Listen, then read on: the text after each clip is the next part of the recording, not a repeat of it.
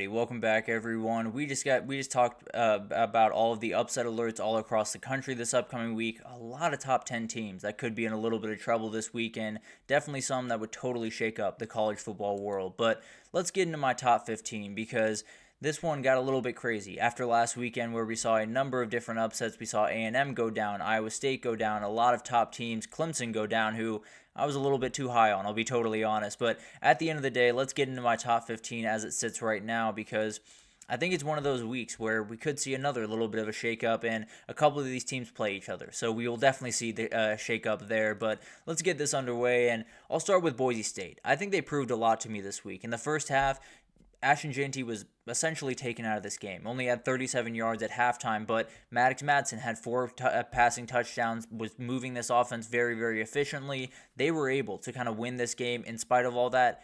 To be totally fair, with San Diego State. So I'd love to see them continue to do that. I'd love to see them continue to adapt to all the circumstances. This is probably about as high as Boise State's going to go. I'll be totally honest with you guys. I don't necessarily think they're going to go much higher than this, at least in my rankings, just because if I'm going to put them above some of these other teams, I'm admitting that they would beat them. I don't think they would beat a lot of the teams ahead of them. So I'm going to keep them at 15. At 14, I'm going to have Ole Miss. They did a ton this past weekend. Obviously, a little bit fighting between Ole Miss and A&M here. Problem is, Le'Veon Moss just went down for A&M. So I dropped them a little bit out of my rankings here and put in Ole Miss. And this Ole Miss team, I've been a little bit down on since that LSU loss. They're still very much in the hunt. The offense seems to be rolling right along. If Trey Harris comes back this week, they're one of the most terrifying units in the entire country. So it's going to be really awesome to watch this team down the stretch. And frankly, this is a team that could go on, get to the CFP, and possibly cause some trouble while they're there. Then you got Alabama at 13. I think there's a team that gets into the top 15 this weekend. They head into a huge one, no doubt about that. They head into one this weekend where it could totally change this entire season, where in the early parts it was people thinking, is Kalen DeBoer right for this job? Does he have the ability to take on all the things he needs to? Is this team disciplined enough to win a national title?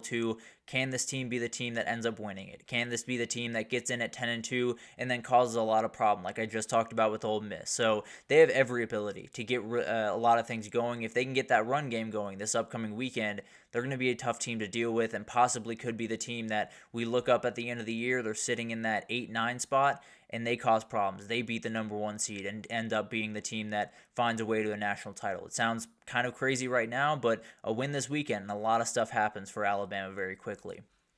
That team that they're playing this weekend, I have right above them. So they were on a bye this past weekend with Alabama, so nothing really to change or report here. I think it's a huge game this upcoming weekend. This defense needs to play better football. I think they will because they'll be a little bit more prepared. Thing is, running quarterbacks have caused problems for them. Maybe that's the difference in this game. So something to watch there. But as of right now, LSU's at 12 and feel pretty good about that. I think they're a great team, and I think they're kind of finding their stride in a number of different ways right about now, although they had a tough loss to A&M. Notre Dame here at 11, they continue to roll comfortably in the field as of right now. If you were to ask me, they're just one of those teams that I'm still relatively skeptical of. I think they're very good. I think they have every ability to win a lot of the games coming forward to get into the CFP. Can they beat the teams that are ahead of them? Can they beat the top teams in the country? I don't know. And the funny thing is, they have a Florida State tune-up for the Army game next week. That sounds crazy to say, but that's the reality of the situation. If they fall to Florida State this weekend, they're officially out. And really, if they fall the rest of the way, they're officially out. But especially if they lose to Florida State, they are definitely out of the conversation. But they're really doing incredible things and getting this pass game rolling the way that it very much needs to. It doesn't need to be perfect, but needs to give them enough, and it really has the last couple of weeks. Then we got SMU. I wanted to give them some love. They are a very, very good team. They are a team that, with Kevin Jennings pushing the buttons at the controls, this offense is one of the most dangerous in the country. The front seven is very for real. Those linebackers are incredible. The defensive front is very, very talented, very lengthy, very athletic. It's going to be a unit that's going to be really tough to deal with the rest of the way. I don't necessarily think they're a team that maybe can beat a Georgia or maybe can beat a Texas.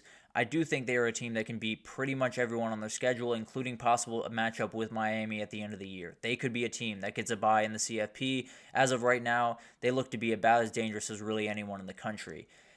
And then we got the team that gave them, excuse me. Then we got the team that gave them the only loss of the season, BYU. I've noticed I'm a little bit lower on BYU than a lot of people out there, and I don't mean any disrespect to BYU. Absolutely love them and have really enjoyed watching them this year. But the reality is, I do think it's a team that has a little bit of luck on their side. Now, it's a great thing to have, no doubt about that, and it's definitely something that they could carry the rest of the way, and they've been able to carry for quite some time. But at the end of the day, they're kind of on the Oregon wavelength. It's about taking care of business the rest of the way. There's not a game on that schedule that they won't be favored in. They have the Holy War this upcoming weekend against Utah, so it's going to be a fun battle, and definitely one team that could very well be a team with a bye, be very comfortably in the field, or with one loss, could be totally out of the field altogether. Then I got Tennessee at 8. I think there's a team that right now I feel like they are so close. I feel like they are literally 1% from being an elite offense, 1% from being a team that can possibly win a national title.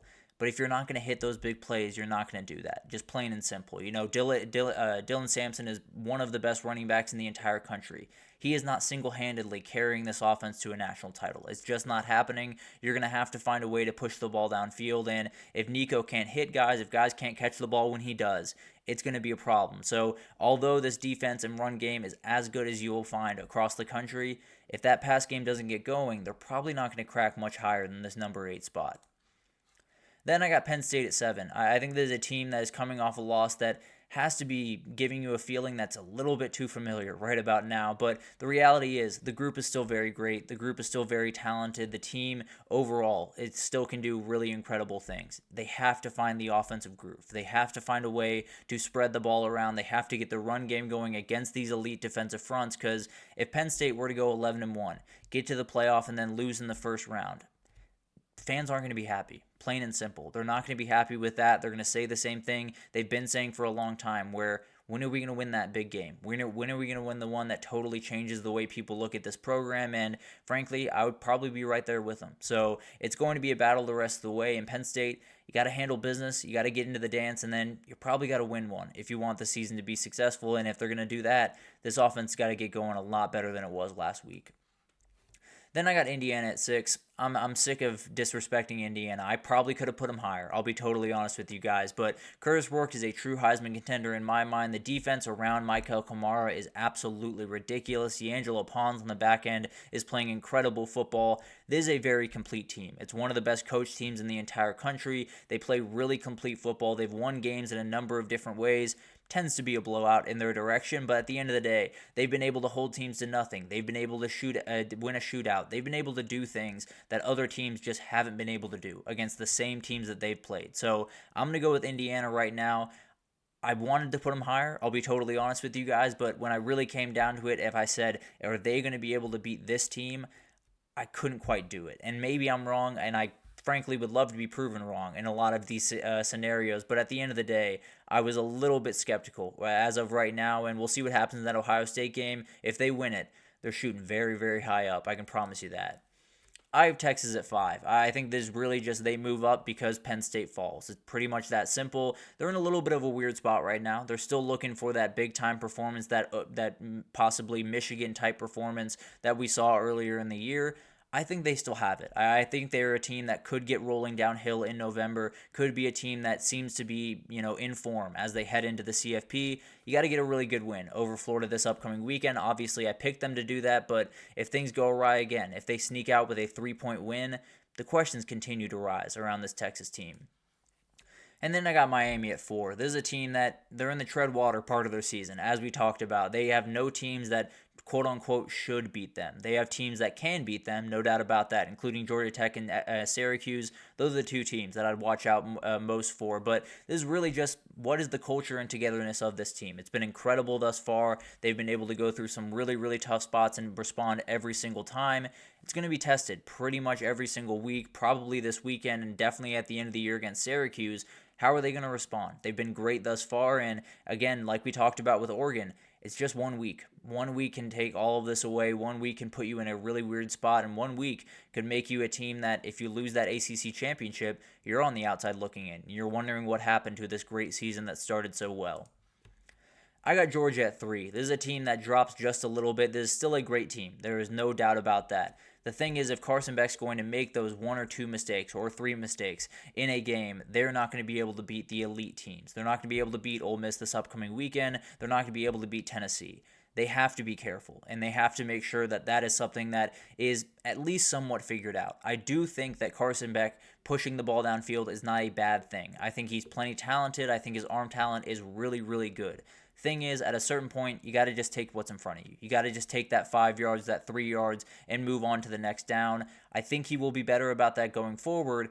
I got to see it one time to feel good about it. So maybe this Ole Miss game, he has no mistakes. They win by a ton, and they bounce right back up to number 2. But right now, Ohio State's my number 2 team. And I think they proved a lot to me this weekend. And the biggest thing to me was they got the ball on pretty much their 1-yard line with about 5 minutes left in that game. Penn State didn't touch it the rest of the way. That means this O-line is rolling. That means this run game is what it needs to be. That means Will Howard is in control of this offense. That's what I needed to see. Just plain and simple. Really, since that Oregon game, that's all I've needed to see. And the back end had to play better. But at the end of the day, I had to see this O-line roll, especially without Josh Simmons. They've done a great job. And Donovan Jackson did an incredible job at left tackle this past weekend. If they continue to roll, if that 5 continues to get better every single week, this is definitely a team that can find their way to the national title and do all of the things that people were worried about they wouldn't do about this time next week or last week.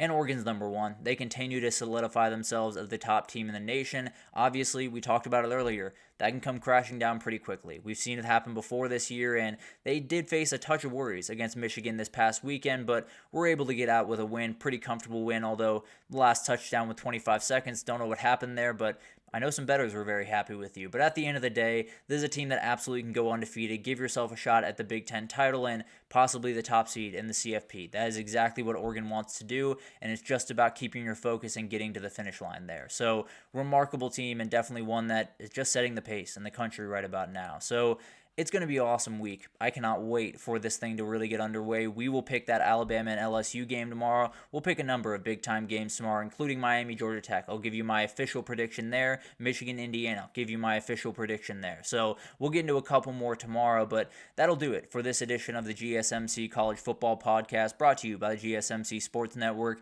Your support means a lot to us, so please remember to subscribe to the show, leave a positive review. It does make a huge difference for us. Also, follow us on Facebook, Twitter, TikTok, Instagram, all the social pages for all of the content and updates you could possibly need. We got great people doing awesome work across every single sport you can want. So anything in the world of sports you need, come on over to GSMC and we have you totally covered. But thank you once again for listening, and I will see you guys tomorrow for another big game breakdown.